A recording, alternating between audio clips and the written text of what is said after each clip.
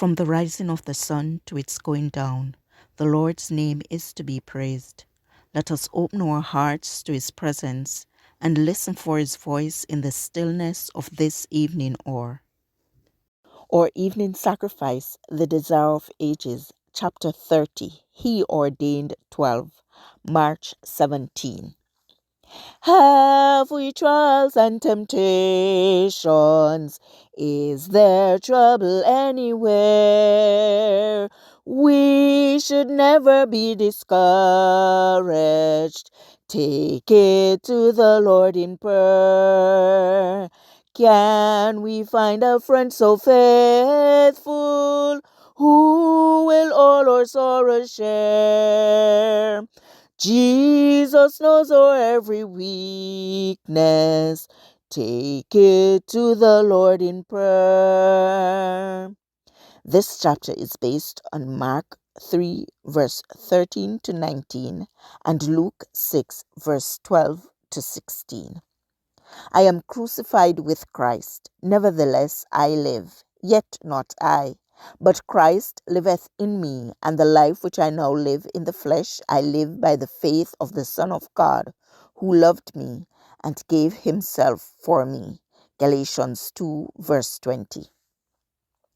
God takes men as they are, with the human elements in their character, and trains them for his service if they will be disciplined to learn of him. They are not chosen because they are perfect, but notwithstanding their imperfections, that through the knowledge and practice of the truth, through the grace of Christ, they may become transformed into his image. Judas had the same opportunities as had the other disciples. He listened to the same precious lessons, but the practice of the truth which Christ required was at variance with the desires and purposes of Judas, and he would not yield his ideas in order to receive wisdom from heaven. How tenderly the Savior dealt with him who was to be his betrayer. In his teaching, Jesus dwelt upon principles of benevolence that struck at the very root of covetousness. He presented before Judas the heinous character of greed, and many a time the disciple realized that his character had been portrayed and his sin pointed out, but he would not confess and forsake his unrighteousness.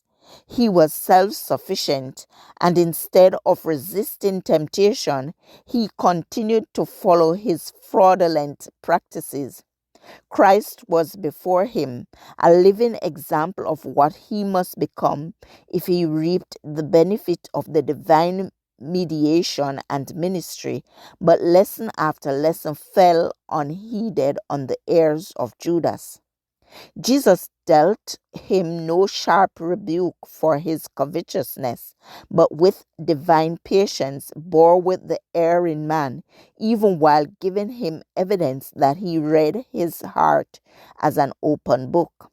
He presented before him the highest incentives for right doing, and in rejecting the light of heaven, Judas would be without excuse. Instead of walking in the light, Judas chose to retain his defects. Evil desires, revengeful passions, dark and sullen thoughts were cherished until Satan had full control of the man. Judas became a representative of the enemy of Christ. When he came into association with Jesus, he had some precious traits of character that might have been made a blessing to the church. If he had been willing to wear the yoke of Christ, he might have been among the chief of the apostles.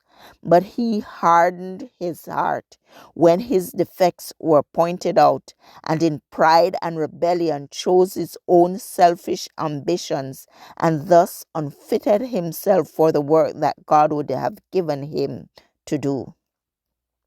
This passage was taken from The Desire of Ages, page 294 to 295. Pacific Press Publishing Association, copyright 2005, or Evening Sacrifice, March 17. I encourage you to connect with God and receive strength to overcome obstacles each day. Thank you for listening.